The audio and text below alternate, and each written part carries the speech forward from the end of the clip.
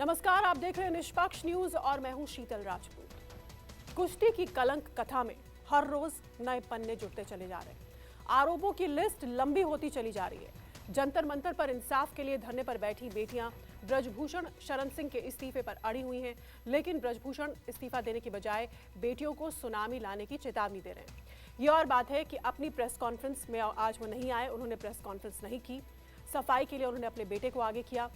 इधर भारतीय ओलंपिक महासंघ ने ब्रजभूषण शरण सिंह पर लगे आरोपों की जांच के लिए 7 सदस्यों वाली कमेटी का गठन कर दिया है। पूरी रिपोर्ट देखिए।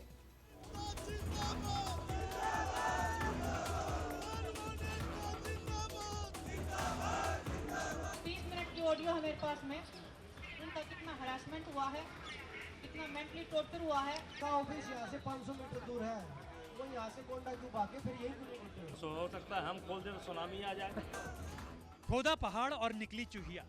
दिन भर टीवी चैनल्स पर जिस शख्स की प्रेस कॉन्फ्रेंस का प्रचार होता रहा, इंसाफ की जंग में चैंपियन बेटियों का जुनून देख वो खुद लापता हो गए। जंतर मंतर पर पहलवान बेटियों की दंगल देख दुबक गया।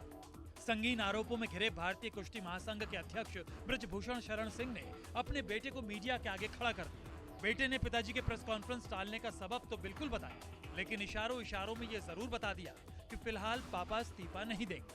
22 जनवरी को एजीएम की बैठक होगी, इसके बाद ही कोई बयान आएगा। वैसे पापा की अध्यक्षता वाली भारतीय कुश्ती महासंघ ने सरकार को नोटिस का जवाब भेज दिया है।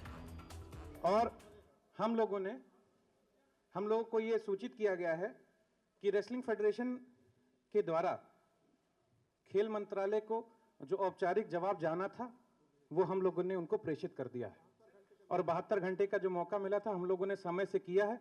और जो औपचारिक बयान जो हम अपनी तरफ से जो जारी करते, जो माननीय सांसद जी ब्रजभूषण सिंह जी जो अपनी बातें करते, वो 22 में एजीएम में सबसे सलाह करने के बाद ही करेंगे। 22 तारीख को annual general meet wrestling federation के होने के बाद ही आप सबको सूचित किया जाएगा। दरअसल गोंडा से बीजेपी सांसद और कुश्ती महासंघ के अध्यक्ष ब्रजभूषण शरण सिंह को ये बात बेहद नागवार गुजरी कि जिस कुश्ती की कायनात के सर्वे सर्वा होने के बावजूद उसी कायनात के कुछ कारकुनों ने उन पर संगीन आरोप चस्पा कर दिए। हालांकि बेटियों ने जब उनकी बर्खास्तगी के साथ गिरफ्तारी की मांग बुलंद की तो साहब अपने भीतर का डर दूसरों को दिखाने लगे। सलीब को खुद के करीब आता देख शोर मचाने लगे। जिन पर खुद संगीन गुनाहों के इल्जाम थे वो दूसरों को कायदे कानून समझाने लगे। आरोपों के भंवर में फंसते ही सुनामी का सबब समझाने लगे। ऑडियो रिकॉर्डिंग का हवाला देकर आंदोलनकारियों को डराने लगे। बेटियों को ब्लैकमेलिंग का हुनर दिखाने लगे। अब हो सकता है हम खोल दें तो सुनामी आ जाए। मैं जो है किसी की दया पर नहीं यहाँ पर बैठा हूँ। मैं चुना हुआ अध्यक्ष हूँ जनता के द्वारा। बातें रख रहे हैं, मुझे तो अफसोस हो रहा है कि इतना सब होने के बाद वो चुप ही नहीं हो रहे हैं। वो मुंह खोलते कि सुनामी हो जाएगी, हम मुंह खोल रहे हैं तो कुछ हो ही नहीं रहा है। वो कौन सा मुंह खोलना चाहते हैं? मैं तो चाहती हूँ कि सुनामी क्या कुछ तूफान आ जाए। ये हिंदुस्तान के शेर हैं, हिंदुस्तान के पहलवान है, ये सारे मुद्दे रख रहे हैं। ये अगर सिर्फ रेसलिंग की बात होती तो ये क्या पता 1 घंटे की मीटिंग में सब सोल्व हो जाता है। ये लड़कियों का मामला है, बहुत बड़ी बात है। एक लड़की का मामला नहीं है, बहुत सारी लड़कियों का मामला है। हम ऐसे ओपनली एक को डिस्क्लोज करेंगे, उनकी लाइफ को भी डेंजर है, उनकी फैमिली को भी डेंजर है। बहुत बड़ी बात है ये पब्लिक के सामने रखना, फिर उनको फेस करना। जंतर मंतर पर इंसाफ की जंग में बेटियों का जुनून देख हुकूमत के भी हाथ पांव फूल गए। हालांकि सरकार आश्वासन की घुट्टियां पिलाती रही, चैंपियन बेटियों के इल्जामों को भी गंभीर बताती रही, बार बार खिलाड़ियों को बातचीत के लिए बुलाती रही, जांच और कार्रवाई का भरोसा दिलाती रही। लेकिन जिस शख्स पर सबसे बड़ा इल्जाम था वो लगातार शेखियां बखारता रहा, बेटियों की मंशा पर सवाल उठाता रहा, अपनी कमीज पर पड़े काले छींटों का सियासी सबब समझाता रहा।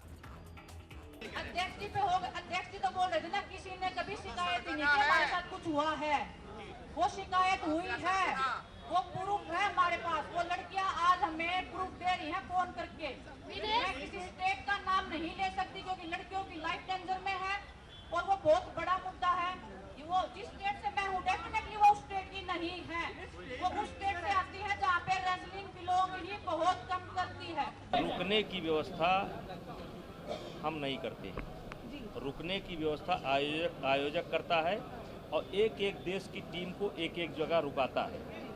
ये हमारी व्यवस्था नहीं है। और जिस खिलाड़ी ने आरोप लगाया है कि दरवाज़ा खुला रहता था, वो खिलाड़ी उस टूर्नामेंट में नहीं थी।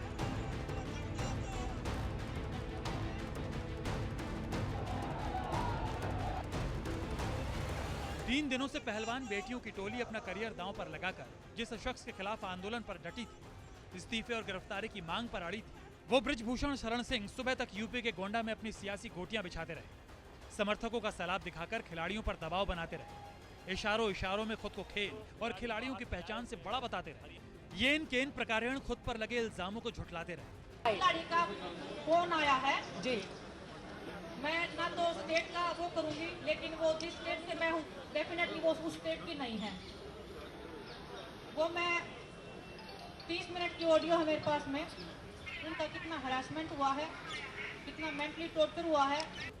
बृजभूषण शरण सिंह वही करेंगे जो उनकी पार्टी बीजेपी कहेगी। सवाल है कि जब वही पार्टी सत्ताधारी है, केंद्र में उसी की सरकार है, खेल महकमा भी उसी के पास है, तो क्या अभी तक सरकार की तरफ से जो बैठकें हो रही थी वो सिर्फ छलावा थी?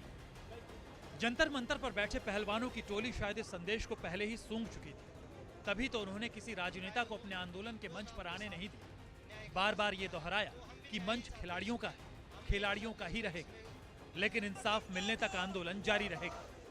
हमने अपनी मांगे, जो हमारी मांग है वो सरकार को बोल दी है और उन्होंने आश्वासन दिया कि जल्द ही उनको पूरी करेंगे। अगर हमारी मांगे पूरी हो जाएंगी तो हम आराम से उठ के यहाँ से चले जाएंगे।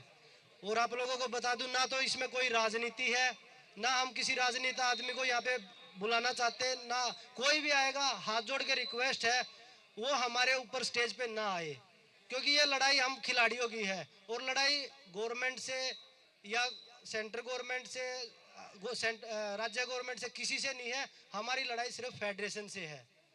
जो अन्याय खिलाड़ियों के ऊपर हो रहा है वो हम सहन नहीं करेंगे। हमारे खिलाड़ियों ने जो आवाज उठाई है हम उसको ऐसे ही उठाते रहेंगे अगर कुछ गलत होगा तो। विनेश फोगाट ने कुश्ती फेडरेशन पर सवाल उठाए हैं, उसमें अतिरेक हो सकते हैं, लेकिन इसे झुठलाने की कोशिश कोई भी खिलाड़ी नहीं कर रहा। समय के साथ आरोपों की फहरिस्त बढ़ रही है और सजा की मांग भी बड़ी हो रही है। सरकार ये भी जानती है कि खिलाड़ियों को आश्वासनों से खामोश नहीं किया जा सकता। देर सवेर बृजभूषण शरण सिंह को कुर्सी छोड़नी पड़ेगी, लेकिन सियासी लोग आसानी से कुर्सी छोड़ने का आदी नहीं रहे। बृजभूषण शरण सिंह भी इसके अपवाद नहीं।